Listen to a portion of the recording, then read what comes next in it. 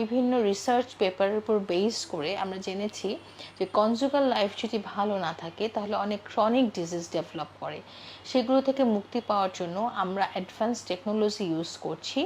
মহিলাদের এই শুষ্কতার জন্য বা ড্রাইনেস অফ ভেজাইনার জন্য প্রোটোকলাইজড ও শর্ট ট্রিটমেন্ট, যেটা 1 থেকে 2টা সেশনেই খুব ভালো একটা রেজাল্ট দেয়, এবং ভ্যাজাইনাল টাইটেনিং প্রোগ্রাম, যেটা অ্যাডভান্স লেজার ট্রিটমেন্ট, যেখানে আমরা ইন্টারনাল এবং এক্সটার্নালি পেশেন্টের যোনিপথকে একদম টাইট করে দিতে পারছি, সো দ্যাট পেশেন্টের অনেক সময় দেখা যায় যে ইউরিনও পাস হয়ে যায়, ব্লাডার লিকেজ হয়, এটাও অনেক ইমপ্রুভ করতে পারছি।